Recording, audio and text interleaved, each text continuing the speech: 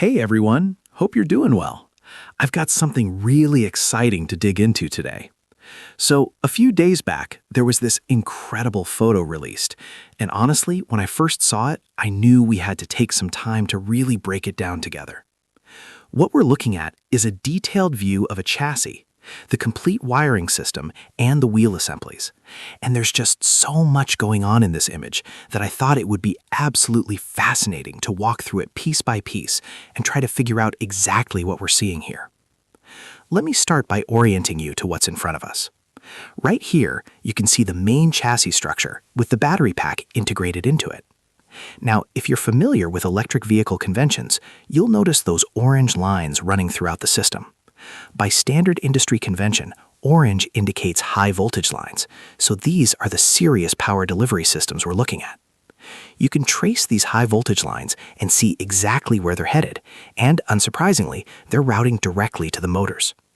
The motors themselves are positioned here at the front, one on each side, and if you look carefully around them, you can spot the shock absorbers that are mounted transversely, meaning they're positioned across the vehicle rather than longitudinally. You can also make out the control arms, the drive shaft, and the steering components all integrated into this front section. But here's where things start getting really interesting, and this is one of the first major observations that caught my attention. Take a look at what appear to be the cast chassis pieces. Now, there's been a lot of talk about using casting technology for chassis construction, which is a really advanced manufacturing technique that some of the leading electric vehicle manufacturers have been pioneering. But what's fascinating here is that it doesn't look like this entire chassis is being cast as one massive single piece. Instead, if you look closely at these junction points right here and here, you can see what appear to be weld seams. So what I believe is happening based on what we can see in this image is that they're casting this front section as one piece and then separately casting this rear section as another piece. And then in the middle section here, they're actually welding these two cast pieces together with some linear connecting elements at these 2 points. Now that's a really interesting manufacturing decision, and it makes me wonder about the reasoning behind it. Casting the entire chassis as one gigantic piece would require an absolutely enormous casting machine, probably one of the largest in the world, and the complexity and cost of that would be staggering. The investment alone in a machine capable of producing such a massive single casting would be tremendous, not to mention the facility requirements and the challenges of quality control on something that large. By breaking it into 2 major cast sections and then welding them together, they're likely achieving a really smart balance between the structural benefits and material efficiency of casting, while keeping the manufacturing process more manageable and scalable. It's the kind of engineering decision that probably involved countless hours of analysis, testing, and debate to get right. There's always a trade-off in engineering, and in this case, it seems like they're trading the potential structural advantage of a single massive casting for the practical benefits of a more achievable manufacturing process. Moving on to the other systems visible in this chassis, let's talk about these black lines that you can see running through various parts of the structure. Based on my observation and understanding of vehicle cooling systems, I'm fairly confident these are coolant lines. The cooling system in an electric vehicle is absolutely critical, because you've got to manage the temperature of the battery pack, the motors, the power electronics, and various other components that generate significant heat during operation. Electric vehicles might not have internal combustion engines, but they still generate substantial amounts of heat that needs to be managed efficiently to maintain performance and longevity. If any of you watching this have different thoughts on what these black lines might be, I'd absolutely love to hear your perspective in the comments below, because I'm always learning from this community, and there are plenty of people here with more engineering expertise than I have. Now, here's where things get even more intriguing. You can see these white lines running through the chassis, and someone in the community mentioned that they believe these white lines are actually refrigerant lines. And you know what? The more I look at them, the more I think that assessment might be correct. Because these lines definitely have the appearance of metal tubing, which is what you typically use for refrigerant. They've got that characteristic look that's distinct from rubber hoses or plastic tubing. The material, the way they're routed, the fittings visible at certain connection points, all of this suggests that we might indeed be looking at refrigerant lines. But here's the part that has me genuinely puzzled, and this is one of those mysteries that I'm hoping we can eventually get answered. If these are indeed refrigerant lines, why on earth are they routed all the way to the very back of the vehicle? I mean, typically, your air conditioning system and the components that need refrigerant are going to be more centrally located, or toward the front of the vehicle where the cabin is. The evaporator, the components that actually cool the air for the passenger compartment, those are usually up front. So having refrigerant lines running all the way to the rear section, I'm just not entirely sure what the purpose of that would be. Maybe there's a heat exchanger back there that's part of a more sophisticated thermal management system. Maybe there's some kind of cooling integration with the rear section of the battery pack that requires refrigerant circulation. Or maybe there's a completely different engineering reason that I'm simply not aware of, because as I've mentioned before, and I'll say it again, I'm not an engineer myself. I'm an enthusiast trying to make sense of these systems, and sometimes the reasoning behind certain design decisions isn't immediately obvious to those of us who aren't trained in automotive engineering. But I do think the refrigerant line theory is a solid guess for what we're looking at with those white lines, even if the routing raises some questions in my mind. Beyond that, there are some high-voltage lines that seem to be routed in what I would consider a somewhat unusual pattern. I'm not entirely certain if what we're seeing here represents the final, permanent routing of these lines, or if this is just how they're positioned for this particular build stage, or for photographic purposes.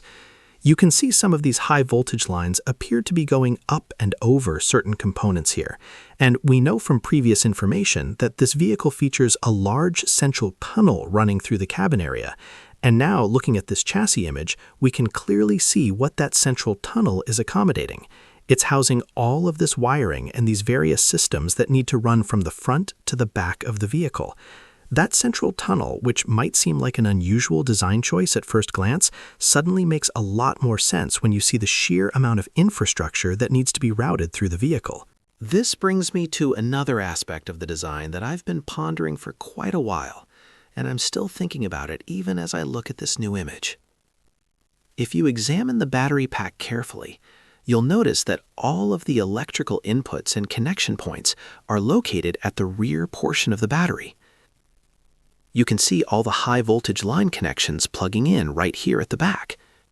And then from there, those high voltage lines have to travel all the way forward to the front of the vehicle, where the controllers and the motors are located. Now, positioning the battery connections at the rear does have one clear advantage, which is that it decreases the distance from the charge port to the battery, because the charge port has been positioned at the rear of the vehicle. So you've got a relatively short run from the charge port to the battery input, which minimizes the length of that particular high-voltage cable. However, and this is where my non-engineer brain starts questioning things, that's really just one line coming from the charge port to the battery. Meanwhile, you've got multiple high-voltage lines that need to run all the way from the battery at the back up to the motors and controllers at the front. In my mind, and again, I'm thinking about this from a layperson's perspective, it seems like it might have made more sense to position the battery inputs at the front of the pack, which would give you very short runs to all the motors and controllers, and then you'd only have that single charge line running from the rear charge port back to the battery. That would seem to reduce the total amount of high-voltage wiring needed, and less wiring generally means lower cost, less weight, and potentially simpler assembly. Every foot of high-voltage cable you can eliminate from a design is a win in terms of manufacturing efficiency and cost reduction. This also ties into another question I've had about the overall design, which is the decision to locate the charge port at the rear of the vehicle in the first place. This has actually been a topic of considerable debate in the community, and there are definitely some valid arguments on both sides. One of the main advantages that people point out is that this configuration works really well with certain charging networks. For some supercharger networks, the standard practice is to back into the charging stalls, so having the charge port at the rear means the cable reach and positioning work out correctly when you back in. That's a legitimate consideration, especially given the charging infrastructure that's currently available and how it's designed to be used. So, if you think about an alternative configuration where you place the charge port at the front and also move the battery connection points to the front. You'd have all of your high-voltage systems compacted together in the front section of the vehicle. This would mean significantly fewer wires running the length of the vehicle, which would make the vehicle less expensive to manufacture and somewhat easier to assemble. Plus, you could relatively easily integrate a charge port into the front nose section of the vehicle, and it looks like there's actually space available there to accommodate that. You could even have it hidden under the nose cone in a way that maintains the aerodynamic profile while still being accessible for charging. It just seems like from a wiring simplicity and cost perspective, a front-located system might have some advantages. So this is definitely one of those design decisions that I'm hoping to get some clarity on when I have the opportunity to visit and speak with the engineering team. I'm planning a trip to see the facility, and this is absolutely one of the questions I want to ask because I'm certain there's a well-thought-out reason for the configuration they've chosen. There's got to be some engineering consideration, some practical benefit, some manufacturing requirement, or some performance characteristic that I'm simply not seeing or understanding from this image alone, and I'm really curious to learn what that is. Looking at the drive configuration, it's clear from this chassis that we're looking at a front-wheel drive setup.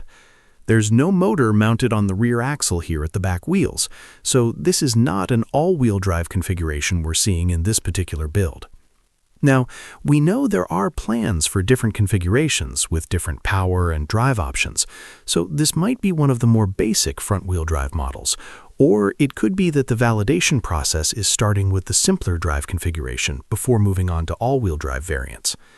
That would make sense from a testing and validation standpoint. You'd want to get the simpler system working perfectly before adding the complexity of additional motors and the associated control systems. Another interesting detail I noticed is that they're using these manual casters, these little wheeled dollies underneath the chassis to move it around the facility for assembly and positioning. What's particularly notable about this is that we're not seeing those automated guided vehicles that were brought into the facility a few years back. I'm really curious about the status of that automated transport system. Those vehicles were showcased as part of the manufacturing infrastructure several years ago, and I don't know if the plan is still to use those automated systems for moving components through the production line, or if there's been some change in the manufacturing strategy. Maybe they're being reserved for a later phase of production ramp-up, or maybe the manufacturing process has evolved in ways that make different handling systems more appropriate. It's another one of those questions that I'd love to get answered during a facility visit. So here's what we're looking at: the chassis structure that's going to have the body panels mounted to it to create the complete vehicle. And I'm really hoping to see validation builds in various stages of completion, which would give us a much better sense of how all these systems integrate with the body, the interior, the electrical systems, and all the other components that transform this bare chassis into a finished vehicle. That progression, seeing it go from this exposed mechanical skeleton to a complete car, would be absolutely fascinating. And what would make it even more valuable would be having an engineer walk through all of this while it's open and accessible like this, explaining the purpose of every system, the reasoning behind every design decision, why things are routed the way they are, what the engineering constraints were, what the performance targets are. That kind of detailed technical walkthrough would be incredibly informative and would help all of us really understand what we're looking at. Because ultimately, that's what makes content like this so interesting. It's not just about looking at parts and components. It's about understanding the why behind every decision. Why is the chassis built in 2 cast pieces instead of 1? Why are the high voltage connections at the rear of the battery? Why does the refrigerant system apparently extend all the way to the back? What were the engineering trade-offs? What were the manufacturing considerations? What were the performance implications? These are all questions that would help us appreciate the sophistication and thought that goes into creating a vehicle like this. But regardless of all the questions we still have, what's clear from this image is that real, tangible progress is being made. These aren't just concepts or renderings anymore. These are actual physical components being manufactured and assembled. And they look beautiful, honestly. The quality of the castings, the precision of the assembly, the integration of all these systems, it all looks really well executed. The other thing I'm curious about is how much of what we're seeing here represents actual production intent parts versus prototype or validation-specific components. Some of these pieces look like they could be final production parts, based on their finish and the manufacturing techniques visible, but it's hard to say for certain without more information. What's encouraging is that based on various information sources and what we can infer from these images, there are multiple units being built. By some calculations, there could be 10 or more of these chassis assemblies in various stages of completion, which suggests that they're getting very close to beginning serious validation testing. That's a crucial phase in vehicle development, where you put these pre-production units through intensive testing to validate every system, find any issues, and refine the design before committing to full production. The fact that we're apparently at that stage means we're getting closer to seeing this vehicle actually reach customers. Every new image, every detail we can discern, every question that gets answered, it all adds to our understanding of how this vehicle is coming together. And of course, every answer also seems to generate new questions, which is part of what makes this whole process so engaging. So if you've spotted anything in this image that wasn't covered here, if you have theories about any of these systems, if you think differently about what we're looking at with those white lines, or the routing of those high-voltage cables, or any other aspect of this chassis, definitely share your thoughts in the comments. This community has a lot of knowledgeable people, and the collective expertise and different perspectives really help deepen everyone's understanding. Let's keep this conversation going and keep figuring out together what all of this means and how it's all going to come together into the final product we're all waiting to see.